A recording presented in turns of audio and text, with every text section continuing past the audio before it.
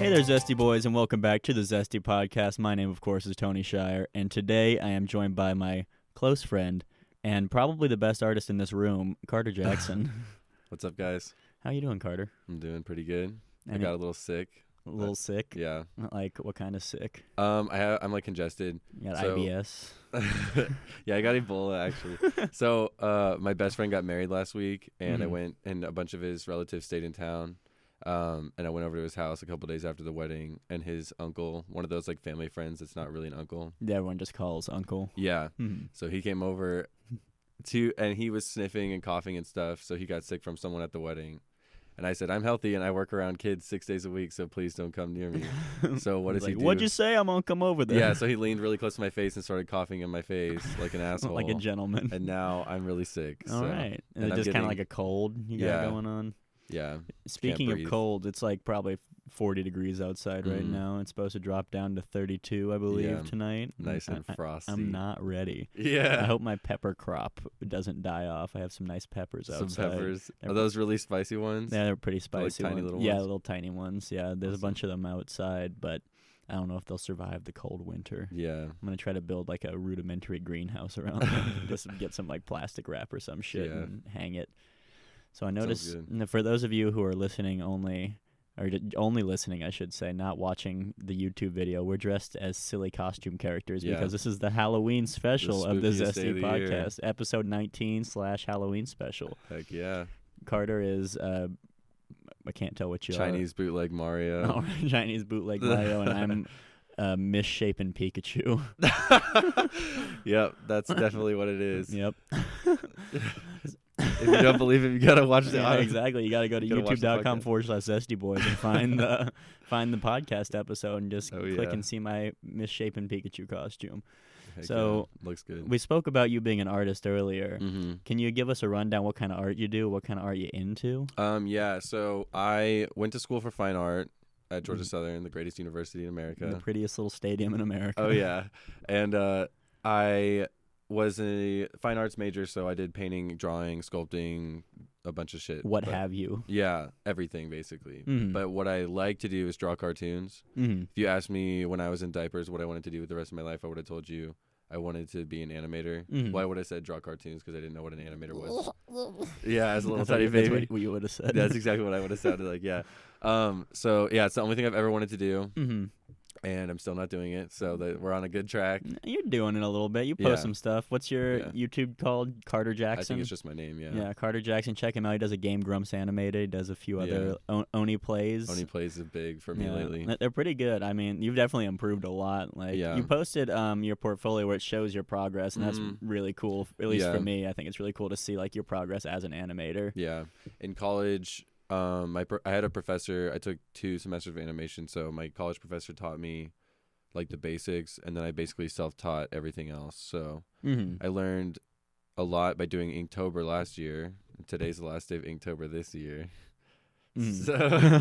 So I learned how to do a bunch of the effects on my program. I use Harmony. It's like the industry standard. Is that the new Flash? Yeah, it's the new Flash basically. So with Harmony, I kind of got the basics from my class, and then I had to learn everything else. And now that I've learned everything except for rigging, which is the only thing that people that employ me will want to see. So, is that just like the boring kind of stuff? Yeah, it's a lot closer to how 3D animation works. So you basically make a bunch of assets and then you link them all to like a skeleton. Oh, okay. I've done like kind of some rigging in After Effects, just like single like 2D character, like the whole body does like a wiggle and kind of like. I think I kind of know what you're saying. I wouldn't know how to do it in Harmony at all. I wouldn't know how to navigate Harmony. I don't know how to do it in After Effects either. Yeah, the next big thing for me is going to be downloading the Creative Suite and learning all of Adobe stuff because except Flash because they don't use it anymore. Yeah. But do they use Premiere and stuff in animation at all? Really? Premiere is how we edit together. You know, I export all my stuff in little parts because exporting an entire animation takes a while, hours, and then the computer crashes. Yes. So I export it every like couple hundred frames, and then I just do part 1, part 2, part 3. You know, when I send you sometimes I'll send you like 15 different files. Yeah, and then it's just a bunch cut them together for you. Yeah. I like to add little sound effects too. Yeah. So that's what Premiere Premiere's used for. You add the music and sound effects and you clip everything together. Okay, cool. And you get a good export. So do they is it usually the people who like in like say regular show or something like that? Is it the same people who animate who do the Premiere thing, or do they send it to a different editor to cut it together in Premiere? I'm pretty sure it's probably a different person because it's such a big. I mean, those are big company stuff. So yeah. Even the animation. I mean, SpongeBob's animation is exported to South Korea. Really? Yeah, like most big shows that you watch on TV. I think that's how even South Park does that. Like they do like the basic like not wireframes, but like the basic like they don't do any of like the in-betweeners or anything like that. They just like do like the frames, then like they send it to like South Korea, and they just like grind it in like one day somehow. Yeah, they're insane because they work for 9 cents an hour. Exactly. And don't eat. So they'll do anything. Yeah. Yeah, I don't think any animators, even the successful ones, are really like making a killing off of it. It's like it's a passion. It's like being a chef. Right. Like you make like $30,000 a year, but you have to love what you're doing. Exactly. Like to be willing to put 18 hours a day into doing it.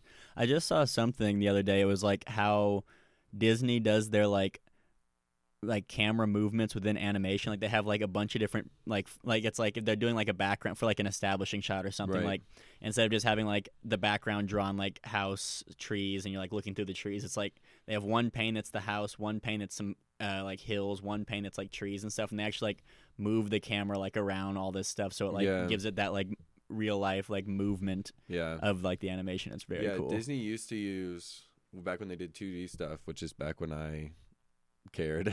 I mean, I still do. I don't like Coco. I love 3D animated stuff, but 2D was what I fell in love with, and the industry's like running. Like I'm chasing the industry, trying to catch up before it's gone. So, back in the 2D days, Disney actually developed a software called Deep Canvas, and so it's like somewhere between 2D and 3D animation, where like Tarzan, when he surfs on the trees, all of that is done in Deep Canvas. So it's like they 2D draw a background that has a 3D space. It's really, I think that's kind of like what I was talking about was like the OG Deep Canvas. Like they just have like different panes and stuff. They actually use like a camera, and back when they used cameras and drawings instead of like programs to make animation. Yeah, it was so cool. And then like Treasure Planet, which is my favorite Disney movie, the whole ship that they spend most of the movie on was made out of Deep Canvas. Really? So yeah, it's like this 2D background that they can 3D manipulate around, almost, and use a camera in.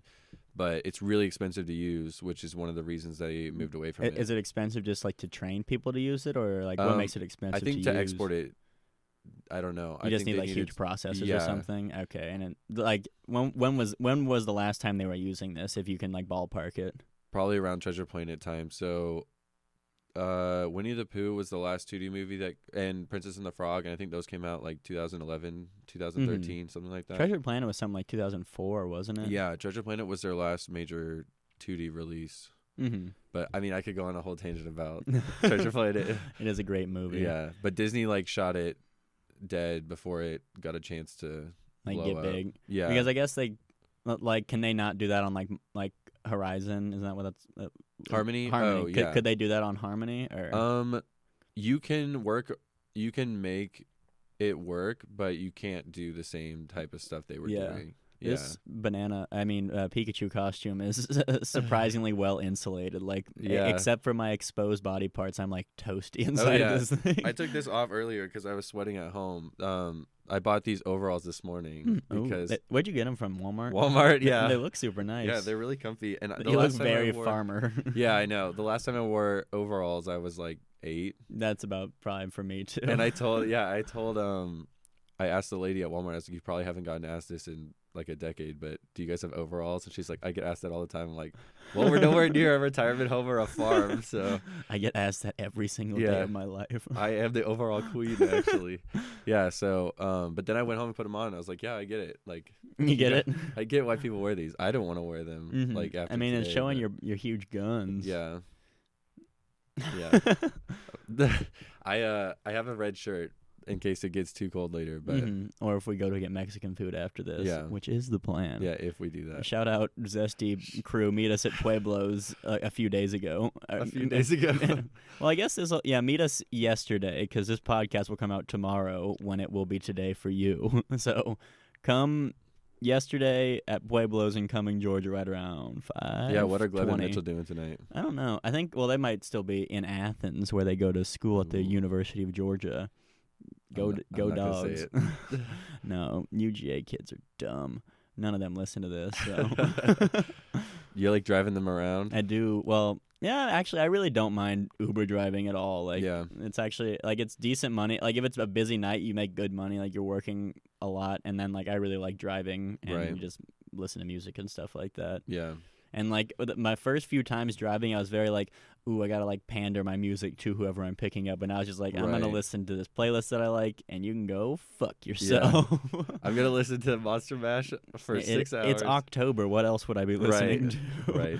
So, my favorite Uber rides are the ones where we don't talk at all. And I just sit there in complete silence and look at my Snapchat. See, like, I mean, like, when I drive people like that, like, I don't mind and stuff like that. And, like, so I just kind of do whatever. But, like, there's, like, both when I am driving and when I'm riding in an Uber or Lyft or whatever, and I'm being quiet, I'm like, oh, the other person really wants to talk, but they're too afraid to talk. Yeah, it's really awkward. Yeah, it's like when I'm driving, I'm like, do they want me to, like, ice break? But I'm like, no, not going to do it, because if they want to talk, they'll talk to me. And then, like... Have you heard the ZestyBoyz podcast? Have you listened to Zesty Boy? That's what I listen to. I just listen to this podcast. Yeah. Like, you guys should listen to this and, like, subscribe. It's and then really every once in a while you get someone, they're like, is that you? Is that you? Like, yes. Yeah. I bought some car paint, like just like a car paint pen to, like, write on windows, like how people write, like, go softball number 3. And I wrote, I just wrote youtube.com/ZestyBoyz on the back of Margaret's car. Nice. And on the back of my friend Ben's car. So do you Uber in Maggie's car? No, I was just saying, okay. Like, I did that. Just for free advertising. Exactly. Yeah. It's like a billboard. Well, we can get my car before I leave. Well, it's raining, so I don't know if it would work. We'll see you in the morning. Maybe. We'll see. I'll let you draw it, because you'll make it look good. I actually really focus on my handwriting when I do that, because my handwriting's normally horrible. But, like, I'm like, I want to look like I know what I'm doing. I told the people I work with that I do... that I used to do window art, like at our old aquatic center back at Summit. Very well, if I might add. Appreciate it. Yeah, so they bought me some paint markers so I could use them on our windows at work. I saw the, like, little characters you drew, and then, like, for October you gave them all little Halloween costumes. Yeah, I wanted to draw a bunch of, like, branded characters, and then they told me no. Really? But Lifetime has a bunch of. They have, like, a dog, a cat, a monkey, some weird green. They have their monster. own characters. Yeah, all of the ones on the window. Those are all Lifetime like, brand characters. Yeah, I work at Lifetime Fitness. I'm an aquatic supervisor. I guess I just left that part out. Important information, sort of. But Lifetime, it's mainly just with swim in their, like, kids program. They have, like, little summer camps and shit for kids, and they use the cartoon characters for, like, the advertising. Okay, I mean, that makes sense. Yeah. Like, I mean, I feel like most companies have some kind of branded character now. Yeah. Like, they're actually pretty good characters. Like, really? Yeah, I like well constructed. Yeah. Didn't you do a class where you had to, like, design characters and do, like, the, like, front profiles, side profiles, and stuff like that? Yeah, I took an illustration class in undergrad, and we did model pages, and we had different projects, and they ranged all over the place. One of my projects was to make an amusement park map. So I made a map of, like, a fake amusement park that would be based off of Sentinel Beach from Jack and Daxter. Okay. Yeah, and I mean, people did all sorts of stuff. But we did a project where we had to do, like, a mythical creature. And, like, make our own version of it. That's where you did, like, the forest sprite or something. Yeah, I like did that. some weird version of, like, a mermaid. I don't remember what they were called anymore. It's like the Irish nymph version or something. I don't know. Yeah, I don't remember. But they were supposed to be. They're more humanoid, but they've got a bunch of, like, fins and shit hanging off of them. Oh, I know what you're talking about. And I did, like, can't the think lateral of the name. line on, like, the whole thing. So I just got to do a bunch of, like, black dots and stuff. It was cool to design. Like, most siren, they're basically sirens, but most sirens, mermaids, whatever in mythology are female. And I am much better at drawing males because it's what I see in the mirror every day. Yeah. So, that was it was a nice little, like, challenge, I guess. Yeah. Too. A lot of undergrad, I just spent drawing females because I'm terrible at it. I know, I follow a lot of, like, cartoon pages and stuff on Instagram, and, like, something that always, like, comes, like, into, like, the thing is, like, because, like, if I'm on, like, search, there'll be, like, little, like, how to draw this, like, and stuff.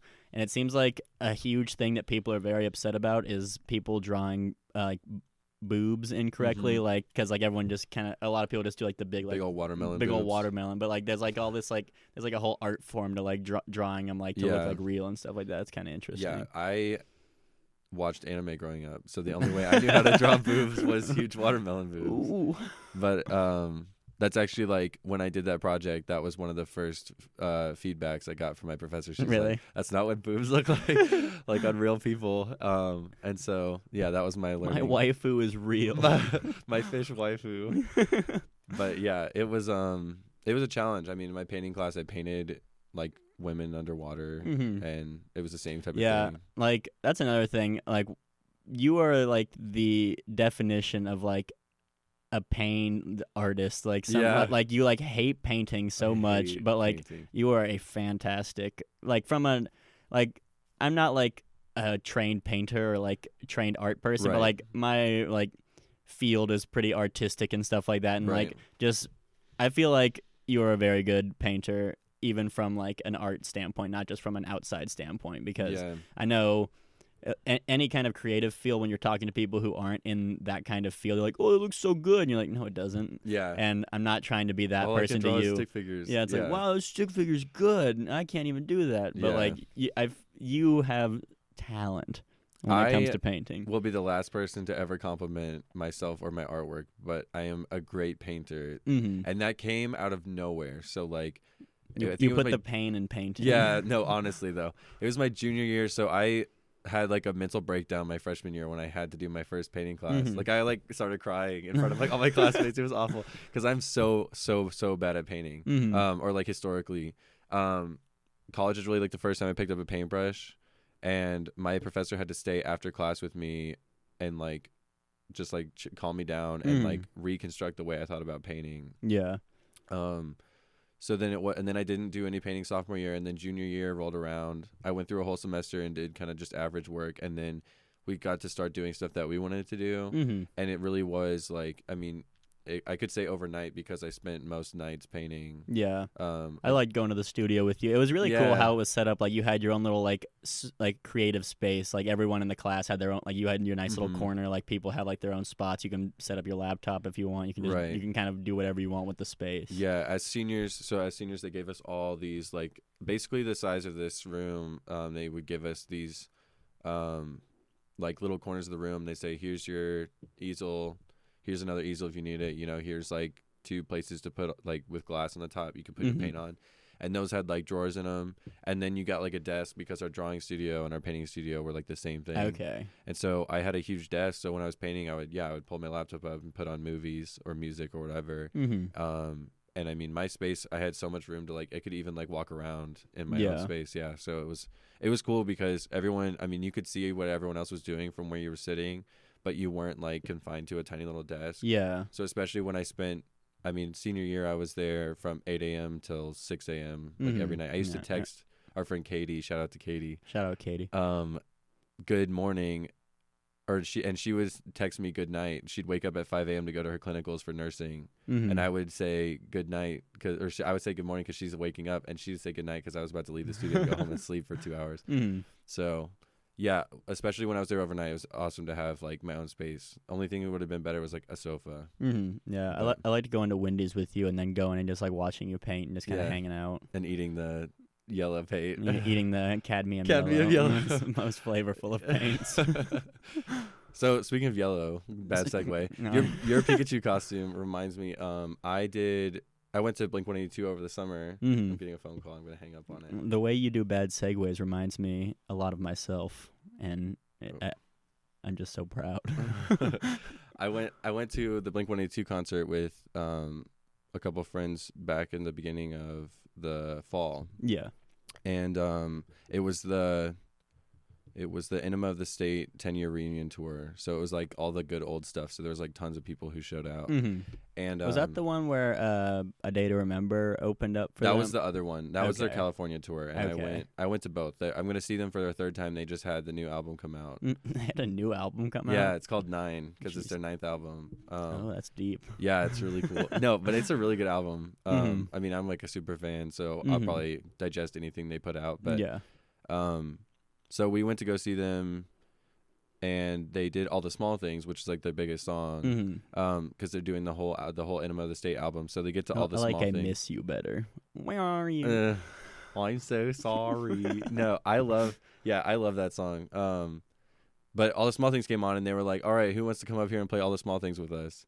And we were like way back in the lawn because we were broke college bitches. But we were like, oh my God, that's the coolest shit ever. Like, and they called on a guy in a banana costume or a Pikachu costume. We couldn't tell from the back. Yeah. And they asked him what his name was, and he told him, and they were like, this is like Leslie from Minnesota or something. And we were like, I don't think his name is really Leslie. I think Mark is just fucking with him. But they assigned him some weird chick name, and then shout out if your name is Leslie. Shout out Leslie. My cousin's name is Leslie, but it's a she. So, but something like that. They called him like some female name, and they're like, all right, come up here. And they were like, you want to play the guitar or the bass?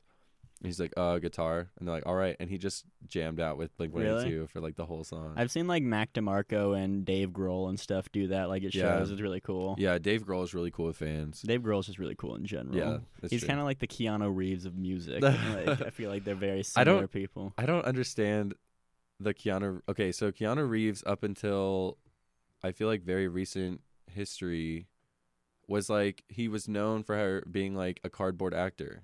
I mean, that's what I always remember him. It's not his acting. It's just like at least on Reddit, which is kind of where the whole thing, which is where any kind of like trend starts. It's always been like, oh, like Keanu Reeves, he's on the subway, and like he let me like talk to him. He's really cool, and like everyone's just like was like kind of posting like, oh wow, like look, Keanu Reeves just biking to work like just like everyone else. And then people just kind of like, oh, he's like a normal guy, and then it just kind of caught on and stuff. And he donates like a ton of money and stuff, and so like he's like a really good person. It seems like. And he's then really nice to his fans. And then it just kind of became a meme that everyone was like in love with him, and now it's just really unfortunate for him.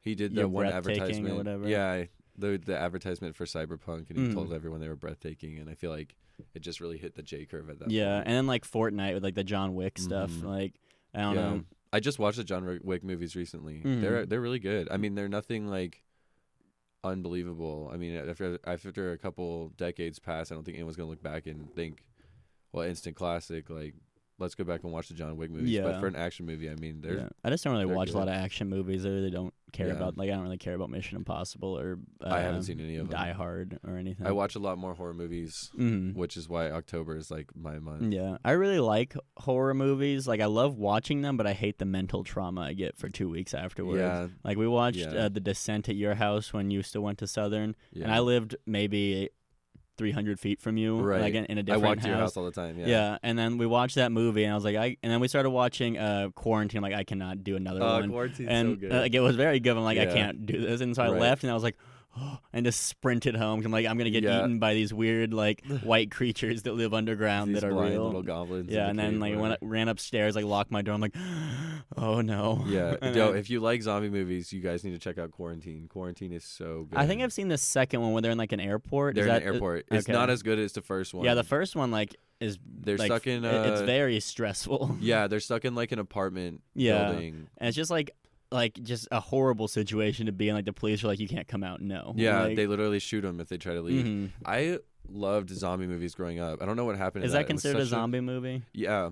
Okay. It's It's like a Contagion. I'm just gonna throw up on the podcast. It's like more of one of those people are getting sick, like Patient they Zero get rabid. Kind of thing. Yeah. Yeah, more than like people are dying coming back to life. Yeah, I just wasn't sure if I was considered zombie or not. Yeah. I consider those zombie movies. Okay. I mean, what would you say your favorite horror movie is if you have to name one? Movie. You can give top 3 if that's easier. Okay, it's gonna be kind of cliche, but Hereditary was really good. If you're like, so I used to be the same way. I'd watch a horror movie and I'd get really scared afterwards. And like I couldn't sleep very well. And I found as I got older, when I watched like 3 or 4 in one sitting, and they were all over the place with like different stuff, your brain kind of doesn't know which one to pick to be scared of, because it's like, should I be scared of zombies or a demon? And you're like, okay, well, I mean, that's just irrational. I mean, it's all irrational. I listened to a creepypasta in high school, the Squidward commits suicide one. I don't know if you ever heard that. Yeah, or the black copy of the Pokemon game or whatever. No, this is the one where it's like, they have like a special episode of SpongeBob, and some guy like secretly snuck it in, and like there was like dead kids and stuff like that. Yeah. And then, like Squidward had hyper realistic eyes, and like there's like a picture where someone tried to make it. Someone put that in SpongeBob recently. Really? Yeah. They put a nod to the Squidward suicide JPEG. Really? Yeah. It was weird. Yeah, that gave me like nightmares, and I was like a junior in high school. I'm like, I cannot sleep down here. Yeah, there's a Pokemon one. Like this kid got a jank copy of Pokemon, like some weird bootleg, and it was like Pokemon Black, I think. and it was before Pokemon Black actually was a thing. It was like back during Red and Blue. Yeah. And they said they put it in and like the lavender. I'm gonna botch this story, but like, the Lavender Town theme, yeah, which was already known to like give kids headaches and stuff. Like it caused him to, I don't know, he like went crazy and killed people, or like he killed himself. Yeah, I remember hearing something about that. Like, yeah. Those creepypastas are usually pretty cringy. Yeah. So especially if you listen to the ones where a guy reads them on YouTube, it's like, oh my gosh, it was a night like any other night. They get so serious and they do dumb voices like this one. Hello, governor. I've watched those and they make me cringe so hard. But yeah, Hereditary is probably number one right now. If you're not a horror person, Hereditary is really intense. Yeah. So like I feel like giving a warning. Also, if you go into it with like a lot of high expectations, like we were singing its praises to my friend's dad, and then he watched it with us. He's like, it was okay. Yeah. So I feel like I went in with no expectations. I don't watch trailers or anything. I hate trailers. Yeah. I never want to know what's gonna happen in a movie. If I know enough about it to be interested, I just cut myself off from like all information. So I heard I'll pretty much see any horror movie that comes out in theaters, unless it looks like a complete joke. Yeah. And so like I went and saw. I went and saw Hereditary in theaters when I was at Disney World with a couple friends. I took my coordinator at work, and he was like, "I hate you for this," but it was the reason that one is better than a lot. It starts with a lot of the tropes, and then it just hits eject, and it goes in completely different direction. Really? Yeah, and so I'm at the point now where I'm pretty desensitized, and every time I go into a movie, I know what's gonna happen. Yeah. Like that Scene Before You, that like Nun movie. Like, oh my gosh, I wish I walked out of that movie. I wish I saved myself the time. Yeah, that movie's trash. Don't even waste your time watching that movie. Also, there was a movie a couple years ago. It was called oh fuck, I can't remember. Avengers. It was the one where the lady like opens her lip out. She has like a tattoo on her like a cut on the inside of her lip, and she says "connect the cuts" a bunch. She like pulls her wrist up, and there's a bunch of cuts on her arm. I didn't see that. Oh, it's called Devil Inside Me. I couldn't remember. I had to like play the trailer out in my head. So if you've seen the trailer for that movie, you've seen the whole movie. Like that movie was so garbage. Really? It's first of all, I think it was only like 45 minutes long or something. Hardly a feature. Yeah, it was. I don't remember what it was, but it was really short. Like even for short movie standards. And I'm talking every single scary scene in that movie is in the trailer. The only other stuff when you actually go to watch the movie is the like them talking between scary scenes. So a movie that I thought, because the only rendition of it I've ever seen has been Scary Movie, and like Scary Movie was good. Those were good movies. Like the comedy ones, yeah. Haunted House is a really good scary. Yeah, Haunted House, yeah. But like like Scream, I always just assumed it was gonna be just some trash movie. So it was from like the 80s or 90s, and like I saw a scary movie, I'm like this can't be good. And then at Shane, shout out Shane's Halloween party shout out when Shane's you were, Workshop. I think, blackout and like kind of asleep. Yeah, I slept for a while. We were watching Scream, and it was like way better than I was expecting it to be. Like there's like I was not expecting there to be like gore in that movie and stuff like that. Like yeah, it's the good. opening scene, and the like, later really ones are good. filmed like knowing. I don't know. The later ones are very self-aware, so they like put in the fact that like the past 4 have happened, and they're like, haha, this is happening a 5th time. There's no way. And characters are like, there's that, like, you know, this is just a joke. That guy in a Scream mask is just making a joke and being an asshole. Like, you know, reference like doesn't have any respect for those other people that died. Blah blah blah. So like I feel like every new, at least I've only seen like 3 or 4 of them, but the later ones seem to take themselves less seriously. I can see why that's called a slasher movie too, because it's very much as a guy stabbing people. Literally slashing. Yeah. Like I kind of that's more believable to me than like Paranormal Activity, where it's like, ooh, ghosts, like that's scary, but like, or kind of scary, but like a guy like that's like a feasible thing that could happen is like a dude puts a mask on, comes in and stabs you. Yeah, my thing as a kid was home invasions. Like you like to do them. Yeah, I did them all the time. That was my thing. Yeah, that's my thing. I would just no, but that was the thing that I got like most scared about. So people could go out in the woods and die, or like, you know, die, I don't know, pit stop on the road or something. But when it came to like the killers breaking into someone's house and attacking them where they lived, I like really just couldn't like vibe with that at all. Yeah. I was scared of everything as a kid. It's weird that I'm a horror movie junkie now, because I mean, when Pirates of the Caribbean came out, I was scared of that movie. I had nightmares about those skeletons for like weeks. Really? And now I'm like, I'll go see Hereditary like at 11 p.m. and go home and sleep like a baby. Blair Witch Project is a really good movie too. I agree. A lot of people it's the same kind of thing where it gets, I won't say overhyped. It's one of those things where for the time when it came out, it changed the whole genre. Like, found footage. Yeah. And they did. I mean, they had a budget of like $80 or something. I think it was like something like 12,000 or something. Yeah, like it was that, which so is small. nothing for like a movie. The Avengers was like several billion. So yeah, they did so much with so little, and I wouldn't say several billion, but it was like a few hundred million. Yeah. Just I mean, more money than I could ever even imagine. Yeah, exactly. And so Blair Witch, it was like, I think the students in the kids in the movie were like the people making it. Like they straight up were just like 6 kids that were like, we want to make a horror movie, and they like. I don't even know. It was in Orlando too. At least like there was kids from Orlando, like UCF, I think was like the kids who made it. Yeah. So it was redefining as a part of the genre, and that was really cool, especially coming from a bunch of kids. Not like, it wasn't Christopher Nolan or something. It was just like 6 kids in the woods. And then I think unfortunately that kind of thing has been more saturated now, where like when it came out, it was the first thing of its kind, and people genuinely were like, are these kids dead? Like the actors like laid low for a while, like after like they advertised by printing missing persons thing on like milk cartons when they used to do that, and like the actors laid low and stuff like that, and so like people were like, is this real? Like people honestly didn't know. It was really cool. I had one experience like that when I was younger. I went and saw The Fourth Kind. It's an alien movie. Is that the one with the white owls? Yes. Okay. Yeah, like 3 something in the morning, they see like a white owl out of their window, and they're like, they reprocessed it all in therapy, like under hypnotism, and so they like are screaming about the events, like they're asleep and seeing this owl or whatever. And then like at one point they're like, that's not an owl, that's not an owl, and then like you hear all these like weird unholy noises like coming from what you believe to be like the aliens and stuff. But I went and saw that movie. I mean, I was like a gullible middle schooler at the time, but I went home and was like, okay, aliens are real. This is like, it was a found footage kind of movie. It was like a documentary kind of thing. So okay, aliens are real. I went home and I was like, all these people are getting kidnapped in Nome, Alaska, and blah blah blah. But the Blair Witch is probably in my top 3, just for like what it is and what it did, and I think it's just cool. And then so we got Hereditary, Blair Witch. And then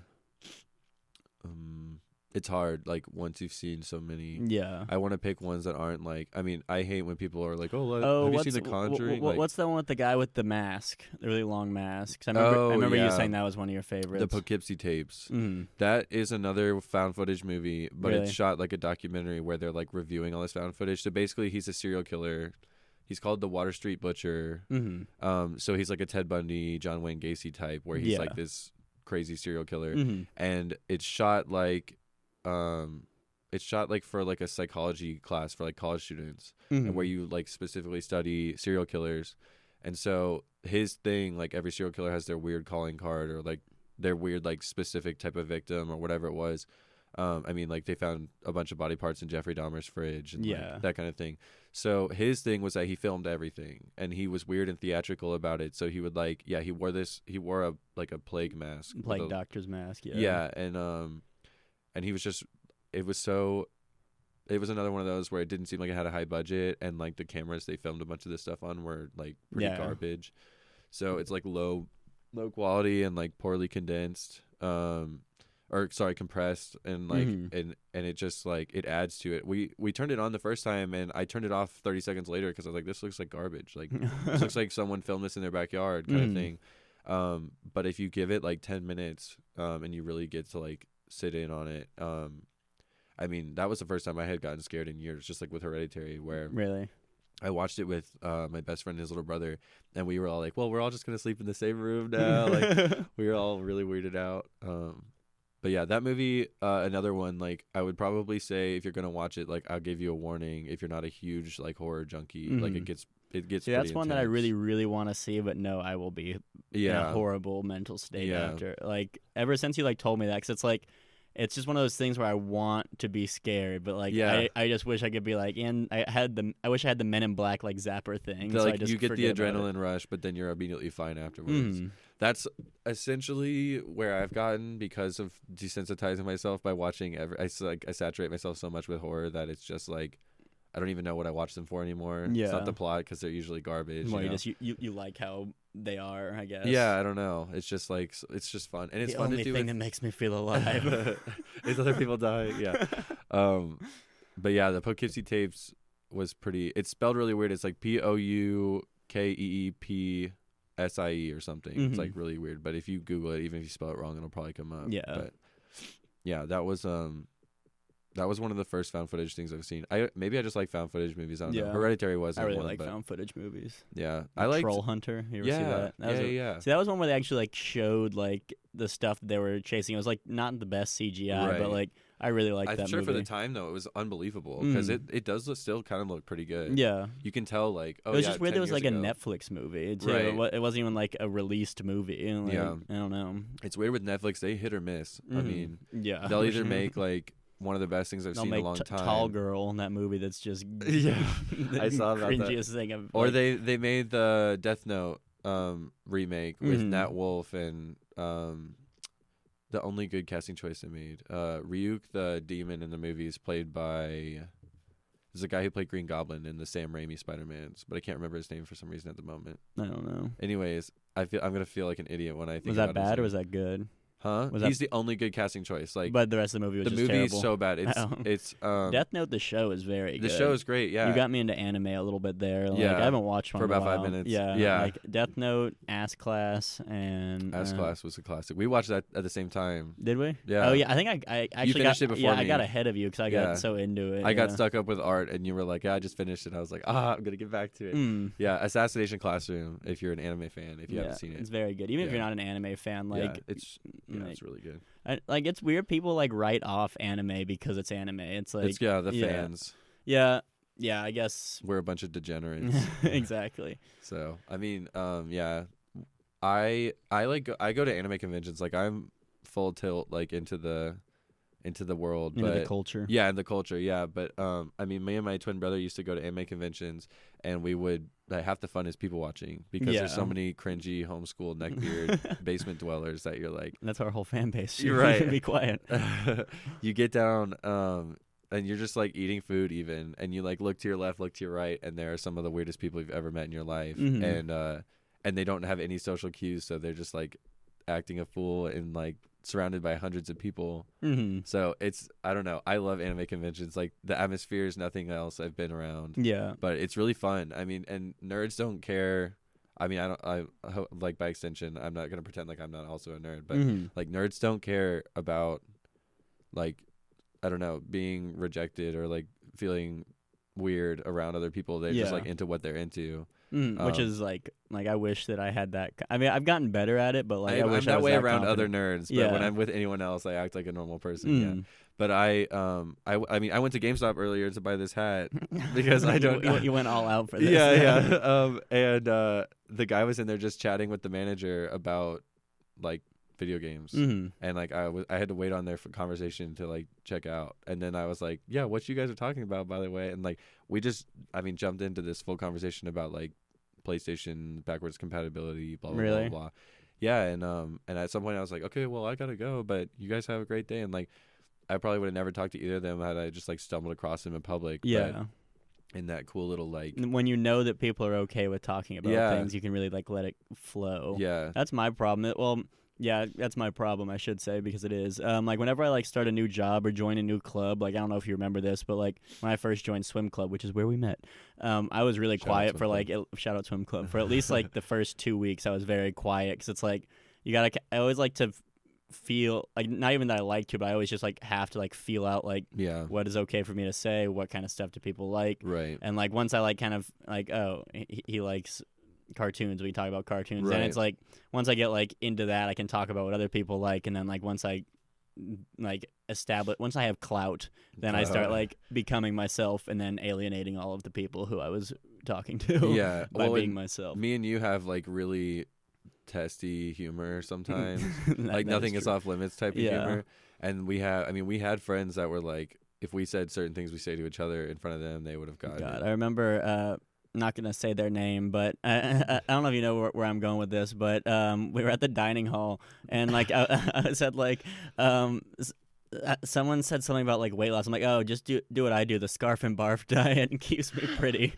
I know exactly what you're talking about. And then like later, like the person got up to eat, go get something else, and someone's like, she had bulimia. You're such an asshole. I'm like, I was like, well, I didn't know. I don't. I mean, I didn't feel bad at all. Like I felt bad for her having bulimia, but I didn't feel bad about making the jokes. It's not like I was making it at her You weren't expense. like, haha, what an idiot. Like if I had known she had bulimia and then made that joke, then I would have been an asshole. But like the fact, like, I don't know, like if you don't know someone has something, you make a joke about it, and then they're like, hey, I have this, please don't say that, then like, that's all cool. Like at least to me, and that's why a lot of people don't like my personality.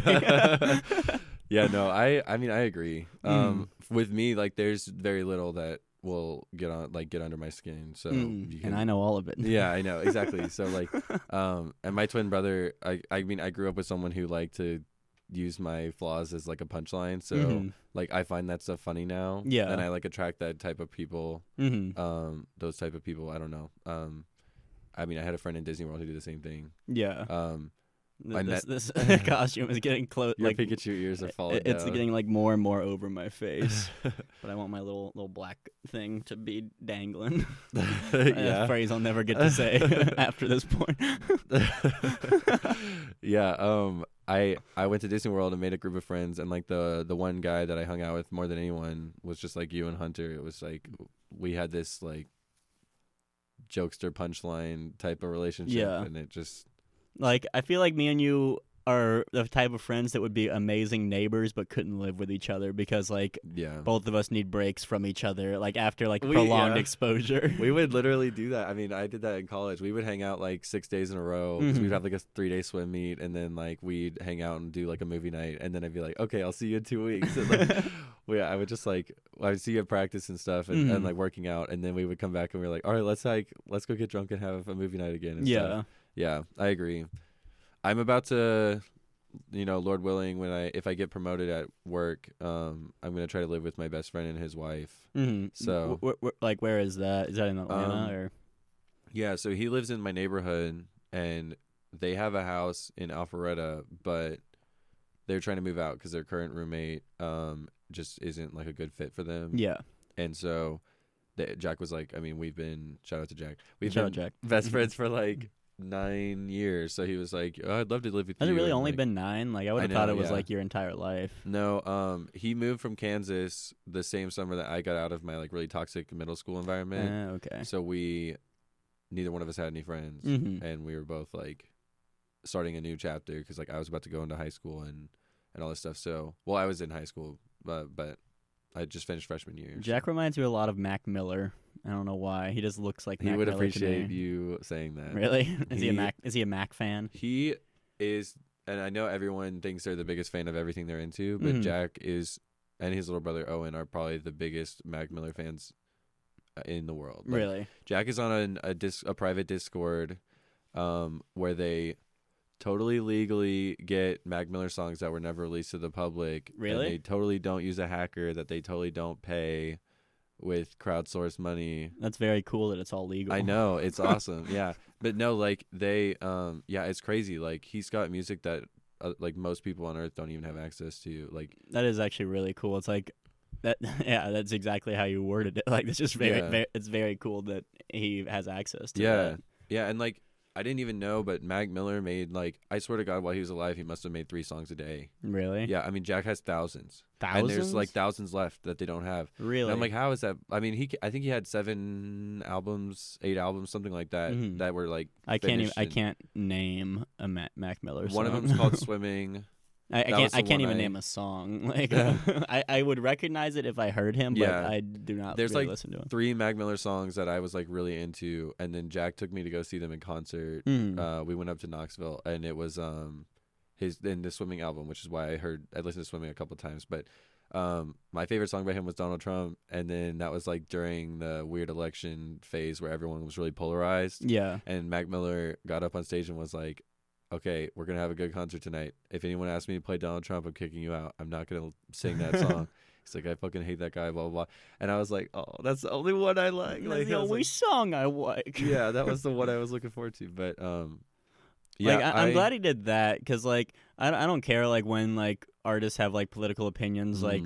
But like it's just really annoying. Like I can never remember his name. It's name the white rappers. Eminem. No. G-Eazy, I think. Yeah. Okay. G-Eazy. That's usually like the fourth name people say. I'm like, that's him. Yeah. But like I went to Music Midtown and for a solid 10 minutes he was like, "Fuck Donald Trump." Fuck, and just like the whole crowd was I thought doing you were it. gonna say Eminem because he was the same way Really? right after the election. Like I don't want to. I listen to music to escape from like the political climate that everyone's in. It's like I don't care who you vote for. Please just don't make me a part of it. Just play the silly songs I would like just avoid.